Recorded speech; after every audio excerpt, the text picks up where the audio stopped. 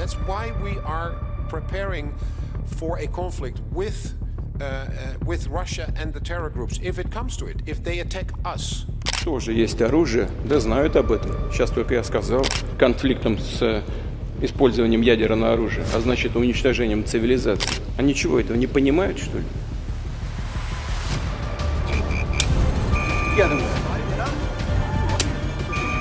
Банкаров.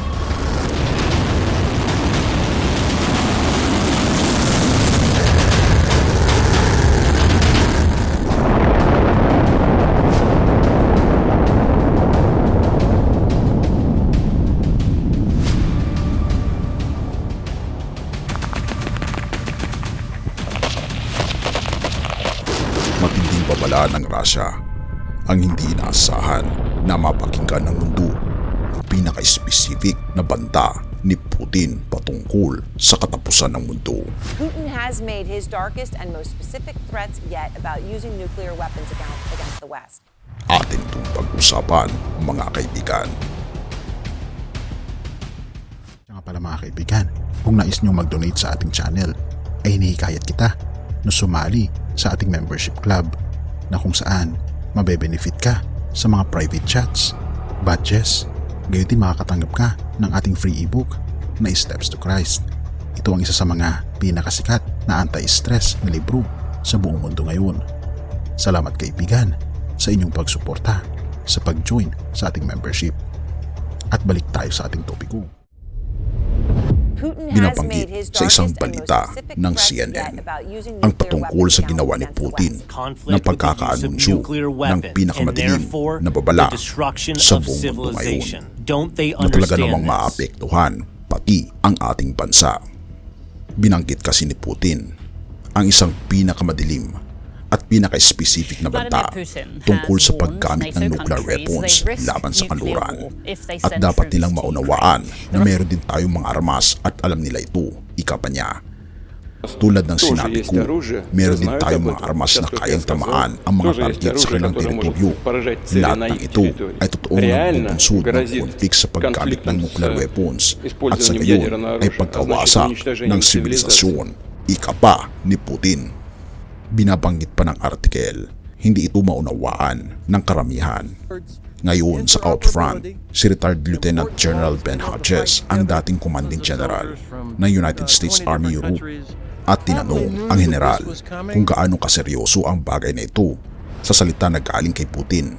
Sinabi pa niya, siyempre kailangan mong seryosohin dahil hindi siya nag-aalala kung gaano karaming inosenteng tao ang maaring mamatay.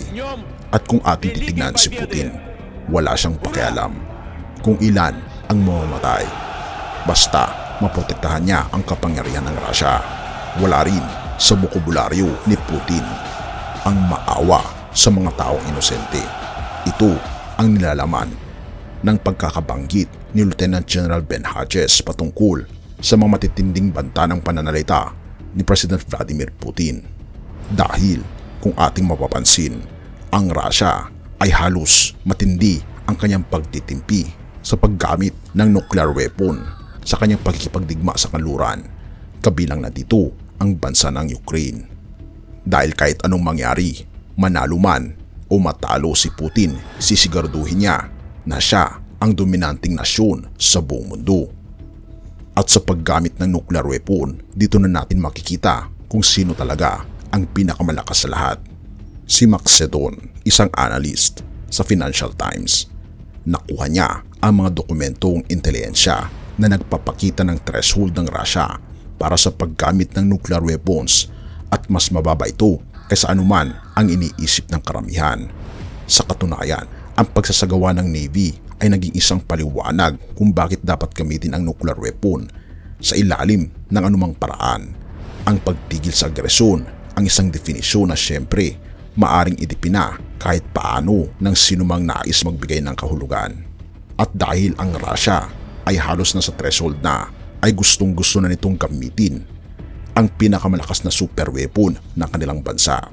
At dahil dito, pati ang mga mamamayan ng Russia ay hindi na halos sumasang-ayon sa mga gusto ng kanilang presidente dahil marami ang mapipinsala kung isusulong ng Russia ang pinakamatindi nitong armas laban sa kanluran.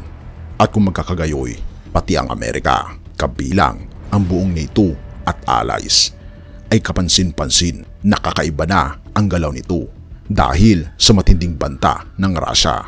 Katulad na lamang nangyayari sa Australia, kanilang tinitipon ang pinakamalalakas na armas at pwersang pangdigmaan laban sa mga kaalyado ng Russia at China na maaring magkaroon ng matinding bakbakan sa katubigan. Maging ang Amerika, ang Germany at ibang mga nasyon sa Europa ay hinahanda ang pinakamalaking mga pwersa upang pantayan o higitan ang pwersa ng Russia. At ang tanong ay, gaano ba karami ang nuclear weapons sa buong mundo? Binabanggit ng World Population Review, ang buong mundo ay mayroon ng mahigit 13,000 na mga nuclear warheads na nagawa ngayong 2024. At ang Russia ay may hawak ng pinakamaraming nuclear warheads na ito ay bumibilang sa 6,257 na nuclear weapons na pwede nilang gamitin laban sa kanluran. At ito ay sinusundan ng United States of America na mayroong 5,550 na mga nuclear warheads. Kung magkakaroon ng pagputok ng nuclear war ay malamang sa malamang lamang ang Russia. Isama mo pa dito ang matinding pagbagsak ng ekonomiya ng United States of America. Talaga namang nasa threshold at nasa bingit ng matinding problema ngayon ang mundo. Kung magiging dominante ang Russia, ay talaga namang magkakaroon ng part 2 ang Nazi power sa panahon ng World War II. Dahil marami sa mga analyst ang kinukumpara ang power ni Putin sa power ni Adolf Hitler. Kaya nga naman mga kaibigan, tayo ay laging maging handa. Hindi natin alam kung kailan puputok ang giyera. Hindi natin alam kung ito ba ay matutuloy. Na binabanggit sa Mateo 24 na makakarinig tayo ng mga balibalita ng giyera. O kaya naman mga giyera na talaga namang mangyayari sa hinaharap. Kaibigan, ito na ang tamang panahon na tayo lumapit sa ating Panginoong Diyos. Dahil nakahanda na ang pinakamatinding challenge sa buhay ng mundo at wala na tayong oras. Ngayon ang tamang panahon na tayo ay lumapit sa ating Panginoong Diyos. Ang tanong ay, nais mo ba na ipasakop ngayon ang iyong buong puso sa ating Panginoong Diyos? Tayo manalangin. Ama naming banal, mga kapangyarihan naming Diyos, kami po'y lubos na nagpapasalamat sa inyo na bagaman nagkakaroon ng mga problema sa mundo, aming pong nakikita na ang natatanging solusyon sa lahat ng mga problemang ito ay walang iba kundi ang aming Panginoong Diyos. Salamat po, Panginoon, sa inyo pong mapagmahal na katangian at gracious, Panginoon, sa lahat ng mga bagay na kayo po pa rin ang may hawak ng susi ng lahat ng mga digmaan sa buong mundo. Tulungan kami, Panginoon, ay talaga ang aming buhay sa inyo ngayon, na habang hinahawakan niyo, Panginoon, ang puwersa ni Satanas, na talaga namang handa niya na itong pasabugin anumang oras, ay nandyan pa rin kayo, Panginoon, nagmamalasakit sa inyong mga anak. Panginoon, tulungan kami na ihanda ang aming mga sarili sa nalalapit ng bakbakan ng puwersa ng kabutihan sa kasamaan. Panginoon, manaignawa ang kabutihan sa aming pagkatao, na aming pong inaalay ang aming buong puso sa aming Panginoong Diyos lamang mula ngayon at magpakailanpaman. Purihin ka, o aming Panginoong Diyos, at salamat sa pagdinig ng aming mga panalangin, at patawarin po kami sa lahat ng aming pagkukulang at pagkakasala, sapagkat ito aming samot hiling sa matamis na pangalan ng aming Panginoon Jesus. Amen.